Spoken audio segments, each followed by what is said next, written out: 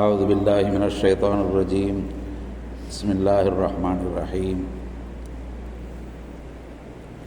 نحمده ونستعينه ونصلي على رسوله الكريم أما بعد قال الله تعالى في القرآن العظيم رب اشرح لي صدري ويسر لي أمري واحلل عقدة من لساني يفقهوا قولي صدق الله العلي العظيم. கண்ணியத்திற்குரிய பெரியோர்களே, சங்கைக்குரிய உலமாக்களே, ஜமாத்தார்களே, அன்பு சகோதரர்களே, அஸ்ஸலாமு அலைக்கும் வரஹ்மத்துல்லாஹி தஆலா வபரகாத்துஹு. அல்ஹம்துலில்லாஹ், அல்லாஹ் ரப்பல் ஆலமீன் நம்மை எல்லாம் படைத்து இந்த உலகில் வாழ்வதற்கு அனுப்பியிருக்கிறான். இந்த உலகில் நாம் வாழ்கிறோம். நாம் வாழ வந்த இடம் இது. இந்த உலகம் என்பது மனிதர்கள் வாழ்வதற்கான ஒரு தளம். இங்கே தாய் தந்தையரால் பெற்றெடுக்கப்பட்டு ஒரு மனிதனாக நாம் இங்கே வாழ்வதற்கு மட்டும்தான் வாய்ப்பு. இந்த வாழ்க்கை பிறந்தது முதல் நிர்ணயிக்கப்பட்ட அந்த காலம் வரையிலும் வாழும் நேரத்திற்குத்தான் இந்த வாழ்க்கை என்று சொல்லப்படுகிறது. வாழ்க்கை என்ற இந்த பொதுவான சொல் மனிதர்களாகிய எல்லோருக்கும் பொருந்தும். அவர் காஃபிராக இருக்கலாம் அல்லது ஈமான் கொண்டு இருக்கலாம், எப்படி வேண்டுமானாலும் இருக்கலாம். மனிதன் என்ற நிலையில் எல்லோரும் வாழ்கிறார்கள். வாழ்வதற்காகவே வந்தவர்கள், வாழ்வதற்காகவே படைக்கப்பட்டவர்கள். இந்த உலகில் வாழ்வதற்கு அல்லாஹ் நம்மை அனுப்பி வைத்து இங்கே நீங்கள் சென்று சுகமாக வாழுங்கள் என்று அனுப்பி வைத்தான். யா ஆதம் உஸ்குன் அன்த வ ஸௌஜுக்கல் ஜன்னா, ஆதமே நீயும் உன் துணையும் சேர்ந்து இந்த சொர்க்கத்தில் வாழ்ந்து கொள்வீராக என்று அல்லாஹ் மனிதனை படைத்து சொர்க்கத்தில் முதலில் வாழ வைத்தான். அங்கிருந்து அவர்களை மாற்றி அனுப்பி இந்த உலகிற்கு இறக்கினான். மனிதனின் தோற்றம், முதல் மனிதனின் தோற்றம் இந்த உலகத்தில் நடந்தது அல்ல. அது வேறொரு இடத்தில் நிகழ்த்தப்பட்டு அங்கிருந்து இடம் மாறி வந்த இடம்தான் இது. இந்த பூமியில் அல்லாஹ் ஆதம் அலைஹிஸ்ஸலாம் அவர்களையும் அவரது மனைவியையும் சேர்ந்து நீங்கள் இருவரும் சென்று இந்த பூமியில் வாழுங்கள் என்று கட்டளையிட்டான். இந்த பூமியில் சென்று நீங்கள் வாழுங்கள், நீங்கள் வாழ்வதற்கு தேவையான எல்லாமும் அங்கே தயார் நிலையில் இருக்கிறது என்று அல்லாஹ் சுட்டிக்காட்டினான். அப்படியெனில் மனிதன் என்ற ஒரு இனம் வந்து வாழ்வதற்கு ஏற்ற வகையில் இந்த பூமியை அல்லாஹ் ஏற்கனவே தயார் செய்து வைத்து தயார் நிலையில் இருந்த உலகத்திலே மனிதனை இறக்கி வைத்து இங்கே வாழச் செய்தான். மனிதன் இந்த உலகிற்கு வந்தவுடன் அவன் முதலில் உயிர் வாழ்வதற்கு தேவையான சுவாசம், அவன் சுவாசிப்பதற்கான சுவாச காற்று இந்த பூமியில் தயார் நிலையில் இருந்தது. அவன் அருந்துவதற்கான தண்ணீர் ஆறுகளாக ஓடிக்கொண்டிருந்தது. அவன் உண்பதற்கான உணவுகள் காய்களாக, கனிகளாக, தானியங்களாக பல்வேறு வகையில் தயார் நிலையில் இங்கே பூத்து குலுங்கின. இன்னும் மனிதனுடைய அத்தியாவசிய தேவைக்கு என்னவெல்லாம் தேவையோ அனைத்தும் இங்கே தயார் நிலையில் ஏற்கனவே இருந்தது. மனிதன் வந்தான், வாழத் தொடங்கினான். அல்லாஹ் இப்படித்தான் அமைத்தான். அந்த நேரத்திலே யாருக்கும் எந்த மதமும் இல்லை, எந்த ஒன்றும் இல்லை. அல்லாஹ் ரப்பல் ஆலமீன் ஆதியிலேயே ஆதம் அலைஹிஸ்ஸலாம் அவர்களை எந்த நிலையில் படைத்தானோ, எந்த வஹதானியத்தில் படைத்தானோ அதே வஹதானியத்தில் தான் பூமியில் அவர் வந்தார். அவரும் அவர் மனைவியும் மட்டும் இருந்த அந்த நாளில் வேறு எந்த மதமும் இல்லை, மார்க்கமும் இல்லை, எந்த ஒரு வழிகாட்டலும் இல்லை. ஹஜ்ரத் ஆதம் அலைஹிஸ்ஸலாம் அவர்கள் தான் முதல் வழிகாட்டி, முதல் நபி. அவர் தான் பெற்றெடுத்த பிள்ளைகளுக்கு வழிகாட்டினார். நீங்கள் இப்படித்தான் வாழ வேண்டும், உங்கள் வாழ்க்கை இப்படி அமைய வேண்டும். அந்த வாழ்க்கையிலே நீங்கள் உலகு சார்ந்து வாழ்வதற்கு என்னென்ன விஷயங்களை செய்ய வேண்டும், உங்கள் உடல்நிலையை பாதுகாத்துக் கொள்வதற்கு இதையெல்லாம் செய்ய வேண்டும், உங்கள் பசியை போக்குவதற்கு இதையெல்லாம் உண்ண வேண்டும், இதையெல்லாம் உண்ணக்கூடாது. உங்களுடைய அனைத்து தேவைகளுக்கும் நீங்கள் என்னென்னவற்றை செய்ய வேண்டும். இது உலகு சார்ந்த வழிகாட்டல். அதுவே அல்லாஹ்வின் புறத்து வழிகாட்டலாக உங்களை படைத்த அல்லாஹ்வை நீங்கள் வணங்க வேண்டும். ஃபஅபுது ரப்பக்கும் அல்லதீ ஹலகக்கும், உங்களை படைத்தவனான அந்த அல்லாஹ்வை தான் நீங்கள் வணங்க வேண்டும். வணக்கம் என்பது அவன் சார்ந்து மட்டுமே இருக்க வேண்டும். எந்த வகையிலும் அவனுக்கு இணை வைத்தல் ஆகாது. அல்லாஹ்வை தவிர வேறு எதையும் கடவுளாக நீங்கள் எடுத்துக்கொள்ளக்கூடாது. அல்லாஹ்வை மட்டுமே நீங்கள் ஏற்று வழிபட வேண்டும், அவனுக்கு மட்டுமே வணக்கம் செலுத்த வேண்டும் என்ற வழிகாட்டலை மார்க்க ரீதியாக கொடுத்தார். இதுதான் முதல் நிலை. இப்போது முன்வைக்கப்பட்ட இந்த செய்தியில் இறை வழிகாட்டலாக எதையெல்லாம் சொன்னாரோ அதை ஏற்றுக்கொண்டால் அவர் மூமின் என்று காணப்படுவார். எவர் அதை மறுத்துவிட்டாரோ அவர் காஃபிர் என்று அறியப்படுவார். மூமின் என்பவர் எந்த வழிகாட்டல் கொடுக்கப்பட்டதோ அதை சுயமாக ஏற்றுக்கொண்டவர், தான் விரும்பி ஏற்றுக்கொண்டவர், தான் ஏற்றுக்கொண்ட ஒன்றை தான் செயல்படுத்துவதற்கு அடுத்தடுத்து கடமைகள் வருகின்றன. அதுவே ஒருவர் நான் இதையெல்லாம் ஏற்க மாட்டேன் என்றால் அவர் நிராகரிப்பாளராக மாறிவிடுவார், காஃபிர் என்று சொல்லப்படும். அவர் இவற்றை ஏற்க மாட்டார், இதை செய்ய மாட்டார். அல்லாஹ்வின் கட்டளைகள் எதுவும் அவரை சென்றடையாது. ஏனென்று சொன்னால் குர்ஆனில் அல்லாஹ் சொல்லக்கூடிய பல்வேறு வசனங்கள் யா அய்யுஹல்லதீன ஆமனூ என்று எங்கெல்லாம் அல்லாஹ் அழைக்கின்றானோ அந்த அழைப்புகள் அனைத்தும் அடுத்து என்ன சொல்லும் என்று சொன்னால் ஏதேனும் ஒரு கடமையை தான் சொல்லும். யா அய்யுஹல்லதீன ஆமனூ இதா நூதிய லிஸ்ஸலாத்தி மின் யௌமில் ஜும்ஆ ஃபஸ்அவு இலா திக்ரில்லாஹ். முஃமின்களே, ஜும்மா நாளில் பாங்கு சொல்லப்பட்டு விட்டால் தொழுகைக்கு நீங்கள் விரைந்து செல்லுங்கள். இது தொழுகைக்கான கட்டளை. யா அய்யுஹல்லதீன ஆமனூ குதிப அலைக்குமுஸ் ஸியாம், ஈமான் கொண்டவர்களே உங்கள் மீது நோன்பு கடமையாக்கப்பட்டிருக்கிறது. இப்படி யா அய்யுஹல்லதீன ஆமனூ என்று எங்கெல்லாம் அல்லாஹ் அழைப்பானோ அங்கெல்லாம் கடமைகளைத்தான் அடுத்து சொல்லுகின்றான். இமாம் முஹம்மது முத்தவல்லி அஷாராவி ரஹமத்துல்லாஹ் அவர்கள் தனது தஃப்சீரிலே இதை அழுத்தமாக பதிவு செய்கின்றார்கள். யா அய்யுஹல்லதீன ஆமனூ என்று அழைத்து கடமைகளை கொடுக்கின்றான். அதுவே வேறு இடங்களில் யா அய்யுஹன்னாஸ் என்று அழைக்கும் இடங்களிலே பொதுவான விஷயங்களை பேசுகின்றான். யா அய்யுஹன்னாஸ் உஅ்புது ரப்பக்கும் அல்லதீ ஹலகக்கும், உங்களை படைத்தவனான அல்லாஹ்வை மனிதர்களை நீங்கள் வணங்குங்கள் என்று அல்லாஹ் சொல்லுகின்றான். பொதுவான விஷயம் என்று சொன்னால் யா அய்யுஹன்னாஸ் என்று சொல்லும் அல்லாஹ் கடமைகளை கொண்டு வருவதற்கு யா அய்யுஹல்லதீன ஆமனூ என்று சொல்லுகின்றான். என்ன பொருள் இதற்கு? கடமையாவும் நாம் தொழுகின்ற தொழுகை, நம்முடைய நோன்பு, ஹஜ், ஜகாத், இன்னுமுள்ள நம்முடைய இஸ்லாமிய விழுமியங்கள் அனைத்தும் யாருக்காக கொடுக்கப்பட்டது என்று சொன்னால் ஈமான் கொண்டவர்களுக்கு மட்டுமே கொடுக்கப்பட்டிருக்கிறது. ஏற்காதவர்களுக்கு இது பொருந்தாது. அவர்கள் இதை ஏற்கவில்லை என்பதால் அவர்கள் இந்த உலகிலே வாடுகிறார்கள், நாமும் வாழ்கின்றோம். நமது வாழ்க்கை சமமானதுதான். நாம் உண்ணுவது போன்றுதான் அவர்களும் உண்ணுகிறார்கள். நாம் உறங்குவது போல்தான் அவர்களும் உறங்குவார்கள். நாம் சந்ததி பெருக்கம் செய்வது போன்றுதான் அவர்களும் செய்வார்கள். எல்லாம் ஒன்றுதான். ஆனால் வணங்குவது யாரை?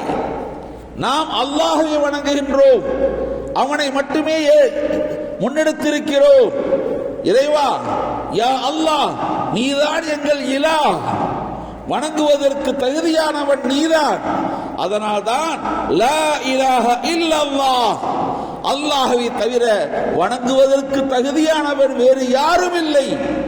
முஹம்மதுர் ரசூலுல்லாஹ், அந்த அல்லாஹ்விற்கான தூதராக முஹம்மது ஸல்லல்லாஹு அலைஹி வஸல்லம் அவர்கள் இருக்கிறார்கள். இதை கலிமாவாக நாம் ஏற்றுக்கொண்டிருக்கிறோம். அருமையானவர்களே, அப்படியெனில் வாழ்க்கையில் நாம் பொது உலகிலிருந்து ஒன்றை மாற்றிக் கொண்டு வந்திருக்கிறோம். உலகமே ஒரு வகையில் இருக்கிறது. அவர்கள் அல்லாஹ்வை ஏற்றவர்களாக இருப்பார்கள், ஏற்காதவர்களாக இருப்பார்கள். ஏற்றவர்களோடு நாம் இருக்கிறோம். அப்படியெனில் இந்த உலகத்தில் நமக்கான வாழ்க்கை தனித்துவமானது. எல்லோரும் வாழ்வது போன்ற வாழ்க்கை நமக்கானது அல்ல. நமது வாழ்க்கை தனித்துவமானது. அல்லாஹ் எதை சொன்னானோ அதை மட்டுமே செய்வதற்குரியது. இதை நாம் உணர வேண்டும். இதுதான் ஈமானியத்தின் கடமை. அருமையானவர்களே, நாம் பார்க்கின்றோம், எல்லா மக்களும் வாழ்கிறார்கள். அவர்களுக்கான வாழ்க்கை முறை திறந்த புத்தகமாக இருக்கிறது, திறந்த உலகமாக இருக்கிறது. விரும்பியதை செய்யலாம், விரும்பியபடி நடக்கலாம், விரும்பியபடி வாழலாம். ஒருவர் விரும்பினால், முஃமின் அல்லாத ஒருவர் விரும்பினால் அவர் மது அருந்தலாம், இன்னும் என்னென்னவோ செய்யலாம். இங்கே சொல்வதற்கு தகுதி இல்லை. அனைத்தையும் அவர் செய்யலாம். அதற்கான தடை அவருக்கு எதுவும் இல்லை. ஆனால் எப்போது ஒருவர் அல்லாஹ்வை ஏற்றுக்கொண்டு தன்னை முஃமின் என்று அறிவித்து விட்டாரோ, முஃமின் என்று ஆனபோது அவர் இவற்றை செய்யக்கூடாது என்று தடை. அந்த தடையை அவர் பின்பற்றித்தான் ஆக வேண்டும். ஒருவேளை அந்த தடையை அவர் மீறினால் அவர் குற்றம் செய்தவராக ஆவார், பாவி என்று சொல்லப்படும். அப்படி என்றால் முஃமின்களுக்கு மட்டும்தான் அல்லாஹ்வின் சட்டம் பொருந்துகிறது. அப்படிப்பட்ட ஒரு நிலையைத்தான் அல்லாஹ் இருக்கின்றான். அப்படியெனில் நாம் பார்ப்போம், எல்லாரையும் படைத்தது அல்லாஹ், எல்லோரையும் படைத்தது அல்லாஹ். மனிதர்களாகிய எல்லாருக்கும் எல்லாரும் தந்தவன் அல்லாஹ். எல்லாவற்றையும் கொடுத்துவிட்டு முஃமின்களுக்கு மட்டும் சட்டம் போடுகிறானே, எப்படி இது? அவர்களுக்கு எந்த சட்டமும் இல்லை, அனைத்தையும் அனுபவிக்கிறார்கள். இந்த உலகத்தில் எதுவெல்லாம் சுகம் என்று நினைக்கின்றார்களோ அதை அத்தனையும் தடையின்றி அவர்கள் அனுபவிக்கின்றார்கள். இந்த உலகத்தில் இன்பம் என்று எதை நினைக்கின்றார்களோ அதை அனைத்தையும் அவர்கள் அனுபவிக்கிறார்கள். நினைத்ததை செய்கிறார்கள், நினைத்தபடி வாழ்கின்றார்கள். ஆனால் முஃமின் என்று வந்துவிட்டால் இந்த நியதிக்குள் தான் நீங்கள் வாழ வேண்டும், இந்த கட்டுப்பாட்டுக்குள் தான் நீங்கள் வாழ வேண்டும் என்று எங்களை சுருக்குகின்றீர்களே, எங்களுக்கு ஒரு வட்டம் போடுகின்றீர்களே. இது என்ன? நாங்கள் ஈமான் கொண்டு விட்டதால் எங்களுக்கு நீங்கள் கொடுக்கும் தண்டனையா? எல்லோரும் எல்லாவற்றையும் அனுபவிக்கிறார்கள், நாங்கள் மட்டும் அதை செய்யக்கூடாது என்று ஏன் சொல்கிறீர்கள்? அல்லாஹ் சொல்லுகின்றான், உங்களை படைத்தவன் நான். என் அருமைக்குரிய மக்களே, உங்களை படைத்தவன் நான். உங்களுக்கு எது சரி என்று எனக்கு தெரியும், எது சரியானது அல்ல என்றும் எனக்கு தெரியும். எதை செய்தால் உங்களுக்கு எல்லாம் சரியாக அமையும் என்று எனக்கு தெரியும். உங்கள் இயக்கம், வாழ்க்கையின் இயக்கம் சரியாக நிகழ்வதற்கு எதையெல்லாம் நீங்கள் செய்ய வேண்டுமோ அதை செய்யுங்கள் என்று சொல்லி இருக்கின்றேன். எதுவெல்லாம் செய்யத்தகாததோ அதை செய்யக்கூடாது என்று தடுத்திருக்கிறேன். இமாம் ஷாராவி அங்கே குறிப்பிடுவார்கள், ஒருவர் ஒரு கருவியை தயாரிக்கின்றார், நீர் இறைக்கும் என்ஜின், மோட்டார், இதை தயாரிக்கின்றார். அந்த தயாரிப்பு நிறுவனம் அந்த மோட்டாரோடு சேர்த்து ஒரு கேட்லாக் தருகிறது. அதில் சொல்லப்படுகிறது, இந்த மோட்டாரை இப்படி இப்படியெல்லாம் இயக்க வேண்டும், இந்த அளவு மின்சாரம் உள்ள பாயிண்டில் அதை கனெக்ஷன் கொடுக்க வேண்டும், 220 இந்த அளவிற்குள்ள கரண்ட் நீங்கள் கொடுக்க வேண்டும், 1 டன் அப்படி ஒன்று இருக்கிறது, அதான் 110 வாட். அதில் நீங்கள் சொருகக்கூடாது. அதே போன்று இதற்கு 1 டன் மின்சாரம் வேண்டும், அதை 220 மின்சாரத்தில் செருகக்கூடாது. மேலும் இது இப்படித்தான் சுவிட்ச் போட வேண்டும், இப்படித்தான் இதை ஆஃப் செய்ய வேண்டும். இந்த வழிகாட்டல்களை அந்த கம்பெனி அதில் வரைந்திருக்கிறது, எழுதி கொடுத்திருக்கிறது. ஒருவர் மோட்டாரை வாங்கினார். நான் என்னுடைய பணத்தை கொடுத்து எனக்கு சொந்தமாக வாங்கிவிட்டேன், இனி இது எனக்கு சொந்தமானது, என் இஷ்டப்படிதான் இதை செய்வேன் என்று சொல்லி தன் இஷ்டத்திற்கு அதை இயக்கினால் சுவிட்ச் போட்ட உடனே வீணா போயிடும். அதான நிலைமை. அதைத்தான் அல்லாஹ் சொல்லுகின்றான், நீங்கள் சுயமானவர்கள், சுய அறிவு கொண்டவர்கள், சிந்திக்க வேண்டியவர்கள், உங்களால் சிந்திக்க முடியும், செயல்பட முடியும். இந்த உலகத்தில் அனைத்தையும் எடுத்துக்கொள்வதற்கு உங்களுக்கு அதிகாரம் இருக்கிறது, மறுப்பதற்கும் அதிகாரம் இருக்கிறது. ஆனால் எதை எடுக்க வேண்டும் என்று நான் சொல்லுகின்றேன், அதை நீ செய்கிறாயா இல்லையா? நான் சொன்னபடி செய்தால் நீ சரியாக இயங்குவாய், நான் சொன்னபடி இயங்காவிட்டால் நீ மாறி போய் விடுவாய், வீணாகி போய் விடுவாய் என்று அல்லாஹ் சொல்லுகின்றான். இதுதான் நடைமுறை. அப்படியெனில் மனிதனுக்கு எது தேவையோ, மனிதன் வாழ்வதற்கு எது தேவையோ அந்த வழிகாட்டல் அல்லாஹ்விடம் இருந்து வந்திருக்கிறது. அந்த வழிகாட்டலுக்குத்தான் தீன், மார்க்கம் என்று நாம் சொல்லுகின்றோம். எவர் தீனை பற்றிக் கொள்வாரோ, எவர் தீனை தனதாக ஆக்கிக் கொள்வாரோ அவருக்கு இந்த உலகத்தின் அனைத்து வாசல்களிலும் அல்லாஹ் நன்மையே செய்வான். பார்ப்பதற்கு தெரியலாம், நாம் கட்டுப்பாட்டில் இருக்கின்றோம், அவர்கள் எதையோ அனுபவிக்கிறார்களே, எங்களுக்கு அந்த வாய்ப்பு இல்லையே என்று நாம் நினைக்கலாம், எண்ணலாம், நம்ம சிந்தனையில் வரலாம். ஆனால் ஒன்றை தெரிந்து கொள்ளுங்கள், நாம் நினைப்பது போல இந்த உலகத்தில் தவறான வழியிலே ஈடுபடக்கூடியவர்கள், அல்லாஹ் தடுத்தவற்றை பயன்படுத்துபவர்கள் யாரேனும் உயர்ந்து வாழ்ந்திருப்பதை நீங்கள் கண்டிருக்கிறீர்களா? எங்காவது அதை நீங்கள் அறிந்திருக்கிறீர்களா? பார்ப்பதற்கு வேண்டுமானால் பெரியதாக தெரியலாம். உதாரணத்திற்கு ஒருவர் விபச்சாரம் செய்தால் அவர் நிச்சயமாக கேவலப்படுத்தப்படுவார் என்பது சட்டம். சட்டம் அல்ல, அது ஒரு நோக்கம். ஒருவர் விபச்சாரம் செய்து விட்டார் என்று சொன்னால் நிச்சயமாக அவர் அதற்கான தண்டனையை இந்த உலகிலும் அனுபவிப்பார், மறுமையிலும் அனுபவிப்பார். நாம் ஒன்றை கேட்கின்றோம், இந்த உலகத்திலே எத்தனையோ விஷயங்களிலே பெரிய பெரிய மனிதர்கள், பெரும் பதவி உள்ளவர்கள் விபச்சாரத்தில் ஈடுபட்டார்கள் என்று சொன்னால் பப்ளிக்கிலே அதெல்லாம் ஈடுபட்டாங்க. எவ்வளவு மறைவாக, யாருக்கும் தெரியாமல் எல்லாவற்றையும் மறைத்து உலகத்தின் கண்களை மூடிவிட்டு அவர்கள் செய்த தவறு அது. ஆனால் அல்லாஹ் அதை தோண்டி எடுத்துக்கொண்டு வந்து உலகின் பார்வைக்கு கொடுத்து விடுகின்றான். சமீபத்தில் பார்த்த F10 ஃபைல் ஒன்று சொல்லிட்டு, எப்படி மறைக்கப்பட்ட உண்மைகள், எவரும் அறியாத பாதாளத்தில் இருந்தவைகள், அவற்றை வெளிக்கொண்டு வந்து அல்லாஹ் உலகிற்கு சொல்லுகிறான் என்று சொன்னால், தவறான வழியில் எதை செய்தாலும் அல்லாஹ் அதை மூடி மறைத்து வைப்பதில்லை, வெளியே எடுத்து விட்டு விடுகின்றான். அதனால் அந்த மனிதனுக்கு இந்த உலகிலும் கேவலம், மறு உலகிலும் தண்டனை. அப்படி என்றால் இந்த உலகம்தான் திறந்திருந்தது, எல்லாம் அவர்களுக்கு வாய்ப்பாக இருந்தது, அவர்கள் அனுபவித்தார்கள். அந்த அனுபவித்தல் அவர்களுக்கு சுகமானதாக இருந்ததா? தவறு செய்தால் தவறுக்கான தண்டனை இப்படித்தான் அமையும். ஆனால் முஃமின்களாகிய நாம் இவற்றையெல்லாம் தவிர்த்து கொண்டு சலாமத்தான முறையிலே பள்ளியின் தொடர்பில் நாம் வாழ்கின்றோம். நமது வாழ்க்கை எப்படி இருக்கிறது? அல்லாஹ் நம்மை எப்படி கண்ணியப்படுத்தி இருக்கிறான்? சற்றே இதை நீங்கள் ஒப்பிட்டு பார்த்தால் உண்மை விளங்கிவிடும். வெளிப்பார்வையில் பார்ப்பதற்கு முஸ்லிம்களுக்கு ஏராளமான சட்டங்கள் கட்டுப்பட வேண்டி இருக்கிறது, முஸ்லிம்கள் நிறைய சட்டங்களுக்கு உட்பட வேண்டி இருக்கிறது என்று நாம் காண்கிறோம். ஆனால் உண்மை அப்படி அல்ல. உண்மை அப்படி அல்ல. உண்மை நிலவரம் என்னவென்று சொன்னால், அல்லாஹ் எதை சொன்னானோ அதை ஏற்று செய்த மூமின்களுக்கு அல்லாஹ் இந்த உலகத்திலும் கண்ணியத்தை ஏற்படுத்துகிறான், மறுமையிலும் கண்ணியத்தை வழங்குகின்றான். அருமைக்குரியவர்களே, சற்றே பாருங்கள், உலகத்தில் அமைதியான மக்கள் யார் என்று சொன்னால் முஃமின்கள், முஸ்லிம்கள் தான். அவர்கள் வெளியிலும் நிம்மதியாக வாழ்கிறார்கள், வீட்டிலும் நிம்மதியாக வாழ்கிறார்கள், தங்கள் குடும்பத்தோடும் சுகமான முறையிலே வாழ்ந்து கொண்டிருக்கிறார்கள். அவர்களுக்கு எந்த ஒரு பிரச்சனையும் அதிகம் வருவதில்லை. மீறி சில பிரச்சனைகள் வந்தால் அதற்கான முறையான தேடுதல்களை அல்லாஹ்விடத்தில் அவர் முறையிட்டால் அதுவும் சீராகிவிடும்.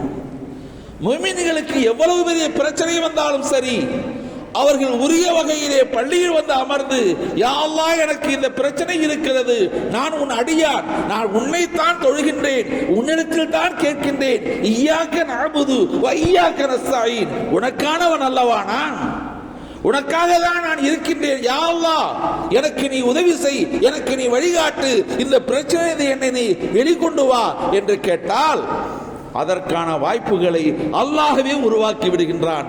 நீங்கள் எதிர்பாராத வகையில் இருந்து இலகுவாக நீங்கள் வெளியே வந்து விடுவீர்கள். அதுவே மற்றவர்கள் ஈமானில் இல்லாதவர்கள் இப்படி ஒரு சிக்கலில் சிக்கினால் அவர்களுக்கு அதிலிருந்து வெளிக்கொண்டு வருவதற்கு எவரும் இல்லை. அல்லாஹ்வே சொல்லுகின்றான், அவர்களுக்கு வெளிக்கொண்டு வருவதற்கு எந்த ஒன்றும் இல்லை, எவரின் உதவியும் அவருக்கு இல்லை, அவர் சுயமாகவே அதில் கிடந்து அப்படியே அழிவார். எவர் மூமினானவர்களோ அவர்களை அல்லாஹ் அனைத்து தீங்குகளிலிருந்து வெளியேற்றி ஒளியின் பக்கம் கொண்டு வந்து சேர்க்கின்றான். அல்லாஹு வலியுள்ளதீன ஆமனு, அல்லாஹு வலியுள்ளதீன ஆமனு யுஹ்ரிஜுஹும் மினல் ظுலுமாத்தி இலன் நூர். அல்லாஹ் எப்படிப்பட்டவன் என்று சொன்னால், அல்லாஹ் தான் இந்த முஃமின்களுக்கு பொறுப்பானவனாக இருக்கின்றான். அவன் எப்படி செய்கிறான் என்று சொன்னால், இந்த முஃமின்களை இருளிலிருந்து வெளியேற்றி ஒளியின் பக்கம் கொண்டு வந்து வைக்கின்றான். எத்தகைய துன்பங்கள் சிரமங்களில் ஈடுபட்டிருந்தாலும் அவர்களை அப்படியே அதிலிருந்து நீக்கி கொண்டு வந்து நேரு வழியின் பக்கம் வைக்கின்றான், நேர்மையின் பக்கம் வைக்கின்றான், சரியான வழியில் வைக்கின்றான், நல் வாழ்க்கையின் கொண்டு வந்து சேர்த்து விடுகின்றான். அதுவே காபிர்களுக்கு என்ன நிலை? காபிர்களுக்கு வழி யார் என்று சொன்னால் வலியும் ஷைத்தான். அவர்களுக்கான வழி பொறுப்பாளன் ஷைத்தானாக இருக்கின்றான். அந்த ஷைத்தான் என்ன செய்கிறான் என்று சொன்னால் யுஹ்ரிஜூனஹும் மினன் நூரி இலல் ظுலுமாத். அந்த ஷைத்தான்கள் ஒளியிலிருந்து இவர்களை கிளப்பி கொண்டு போய் இருளிலே கொண்டு சேர்க்கிறார்கள். அல்லாஹ் ரப்பல் ஆலமீன் இருளிலிருந்து வெளிக்கொண்டு வந்து ஒளியில் சேர்க்கின்றான்.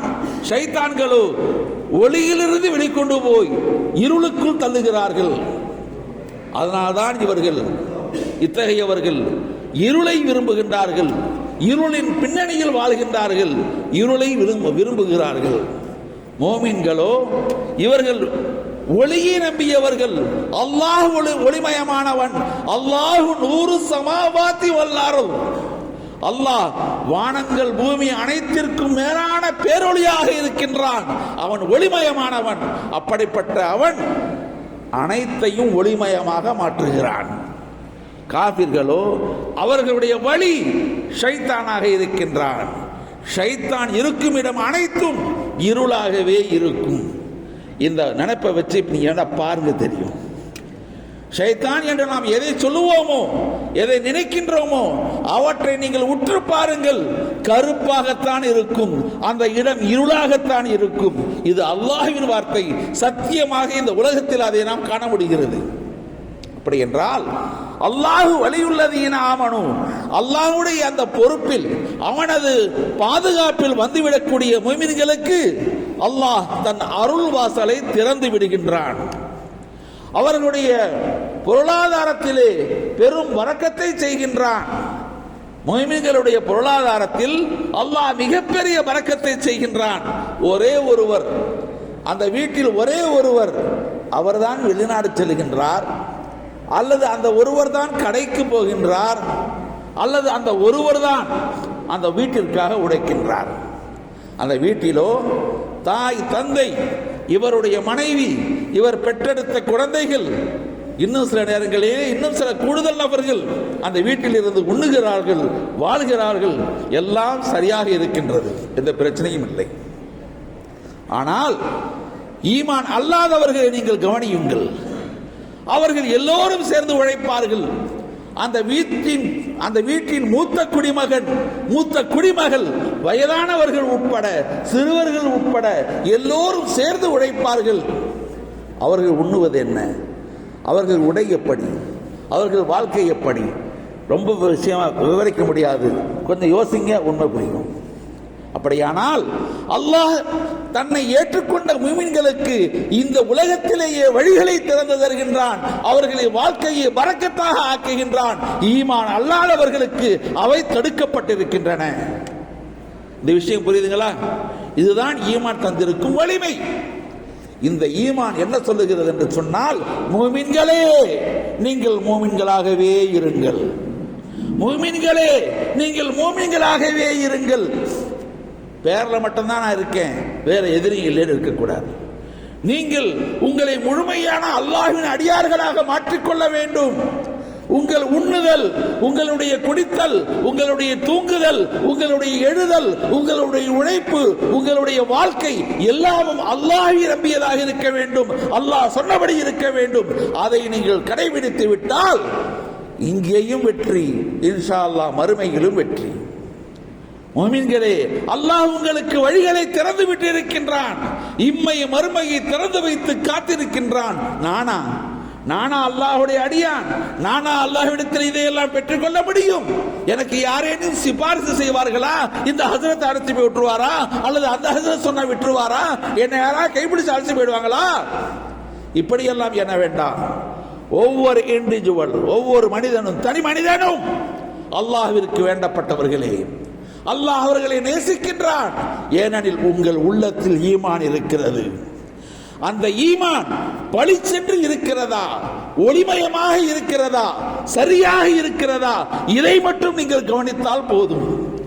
ஈமான் புழுதி படிந்ததாக, மேலே சாம்பல் படிந்ததாக, நூர்ந்து போனதாக இருந்து விடக்கூடாது. இதை ஒளிப்படுத்துவதற்கு தனி மனிதர்களாகிய நாம் தான் முயற்சிக்க வேண்டும். அது எங்கிருந்து கிடைக்கும்? நம்முடைய தொழுகை, நம்முடைய திக்ர், நம்முடைய சதகா, நம்முடைய நல்ல அமல்கள், அவற்றை கொண்டு அது ஒளிமயமாக மாறிவிடும். இதை செய்வதற்கு நமக்கு சிரமம் இல்லை, இலகுவாக செய்யலாம். தொழுகையில் செய்யலாம், பள்ளியில் செய்யலாம், வீட்டில் செய்யலாம், நாம் உழைக்கும் இடங்களில் செய்யலாம். செய்துவிட்டால் நாம் தான் வெற்றியாளர்கள், நாம் தான் உண்மையான முஃமின்கள். முஃமின்களாக நாம் வாழ்ந்துவிட்டால் அல்லாஹ்வுடைய அருள் இந்த உலகிலும் நமக்கானது, மறுமையிலும் நமக்கானது. ஒருவேளை இந்த ஈமானுக்கு முரணாக, அல்லாஹ்வின் கட்டளைக்கு முரணாக நாம் வாழ்ந்து விட்டால் அல்லாஹ் பாதுகாக்க வேண்டும், கொடும் தண்டனைக்கு உட்பட வேண்டி வரும். எனவே முஃமின்களே, உங்களை நீங்கள் முஃமின்களாகவே நிலைப்படுத்திக் கொள்ளுங்கள். உங்கள் வாழ்க்கையை முஃமினாகவே வாழ வைத்து விடுங்கள். உங்கள் எண்ணம், செயல் அனைத்தும் அல்லாஹ்வுக்கென்று ஆக்கிவிடுங்கள். அல்லாஹ் உங்களுக்கு பொறுப்பேற்றுக் கொள்வான். அவனே நமக்கு போதுமானவன். ஹஸ்புனல்லாஹ் நிஅமல் மௌலா வ நிஅமல் வக்கீல், நிஅமல் மௌலா வ நிஅமன் நஸீர். இதுதான் முடிவுரை என்று கூறி என் வார்த்தைகளை நிறைவு செய்கின்றேன். வ ஆகிரு தஅவானா அல்ஹம்துலில்லாஹி ரப்பில் ஆலமீன். அஸ்ஸலாமு அலைக்கும்.